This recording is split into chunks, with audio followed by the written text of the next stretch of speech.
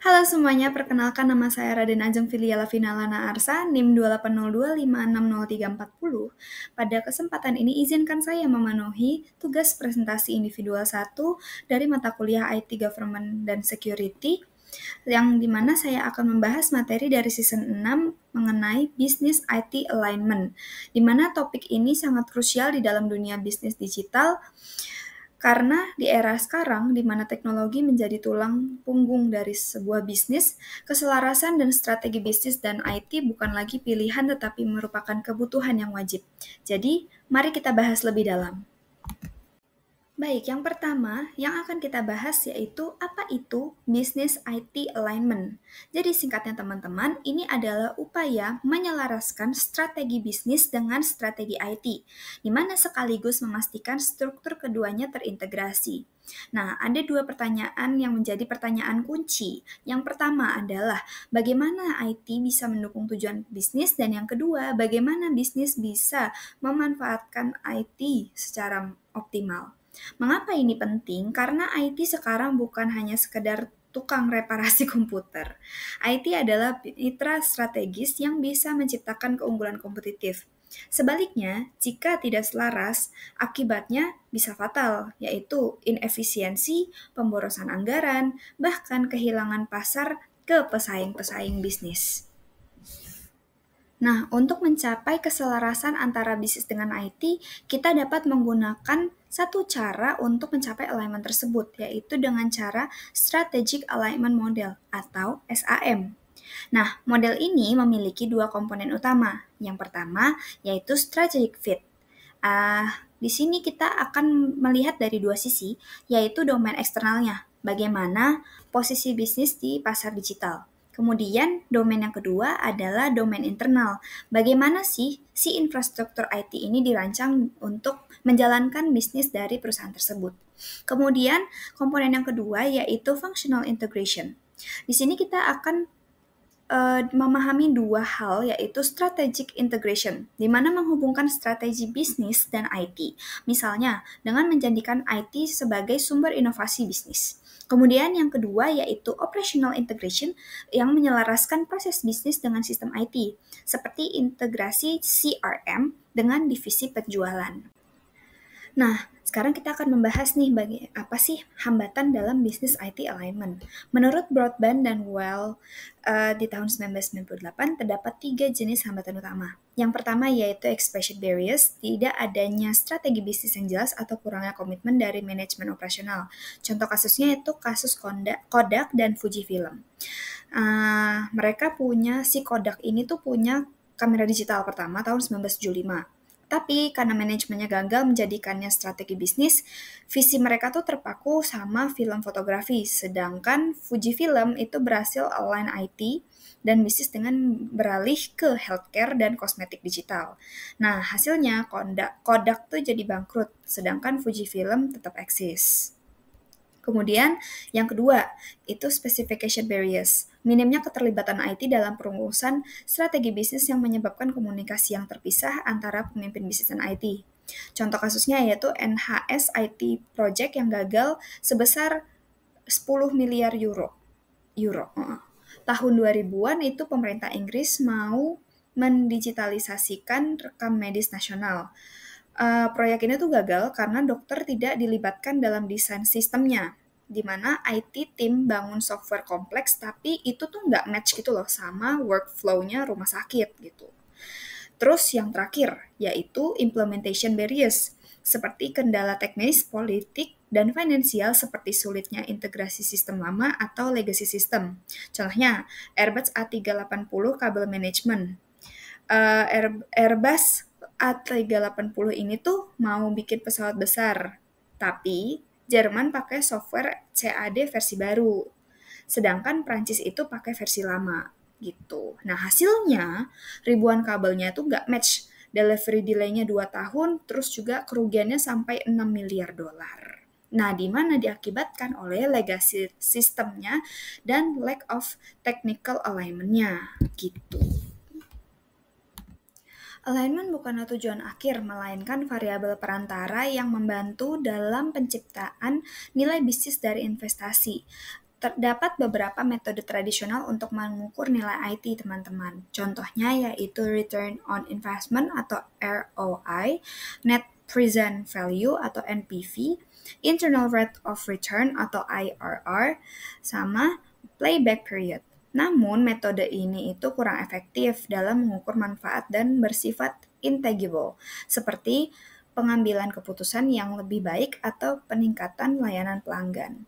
Kemudian, tokoh sebelumnya yaitu Broadbent dan Well tahun 1998 juga mengatakan bahwa dampak investasi IT dibagi menjadi beberapa level. Yang pertama yaitu level bawah, itu mudah diukur karena dampaknya lebih konkret dan langsung terkait dengan IT-nya. Terus ada yang level atas, itu lebih sulit diukur karena dampaknya dipengaruhi oleh faktor eksternal seperti dinamika pasar dan juga persaingan antar bisnis.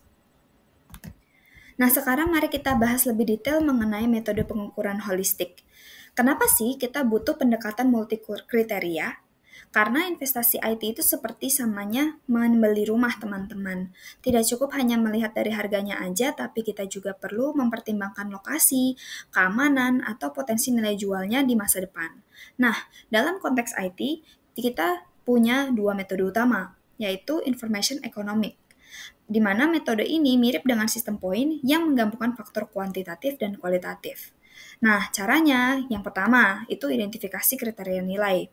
Contohnya resiko proyek atau dampak pada kepuasan pelanggannya. Kemudian yang kedua, beri bobot untuk setiap kriterianya. Contoh, ROI-nya bobotnya 40% dan kepuasan pelanggannya 30%. Kemudian, step yang ketiga itu beri skor range, misal 1-10 untuk proyek IT berdasarkan kriteria tersebut. Contohnya, biar kalian nggak bingung, saat perusahaan itu ingin mengadakan sistem AI untuk layanan pelanggan, si information economic itu tidak hanya menghitung penghematan biaya, teman-teman, tetapi juga menilai dampak pada loyalitas pelanggan yang dimana sulit diukur dengan uang. Oke, itu cara pertama. Yang cara kedua yaitu Balance Scorecard atau BSC. Metode ini tuh sama aja kayak kamera 360 derajat untuk menilai performasi IT di perusahaan tersebut.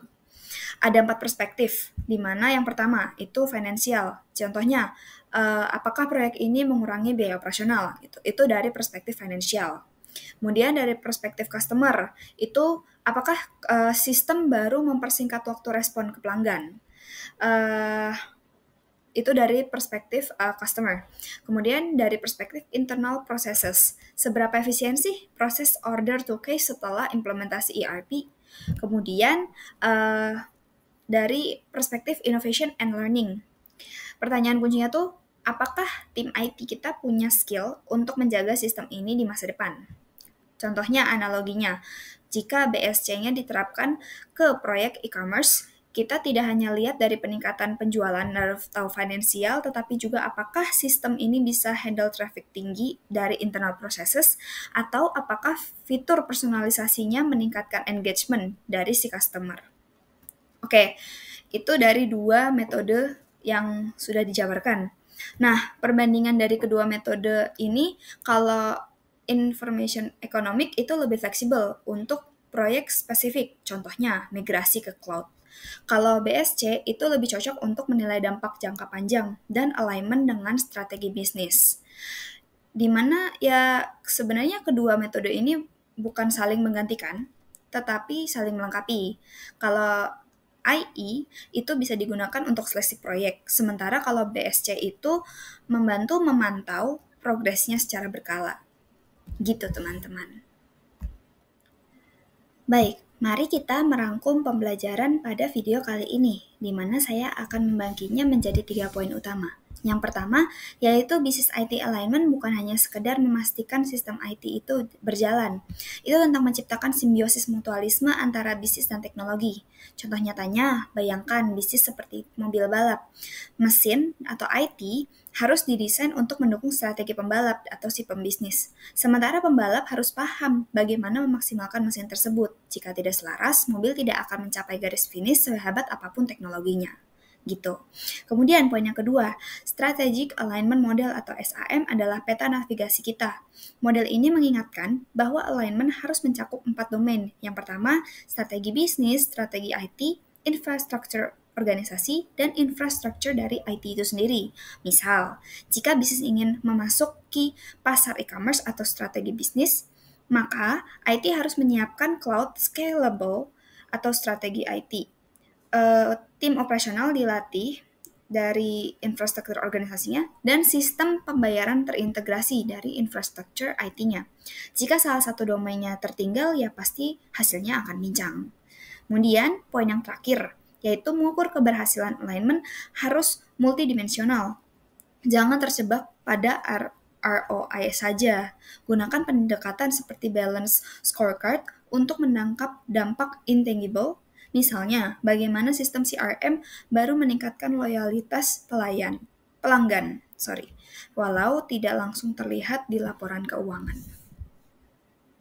Selesai sudah video presentasi dari saya, seperti kamu dan dia yang selesai tanpa pernah dimulai. Bila ada kesalahan, mohon dimaafkan. Bila ada perasaan, mohon diungkapkan. Jalan-jalan bersama janda, jangan lupa membeli good time. Terima kasih atas perhatiannya, and see you next time. Bye-bye!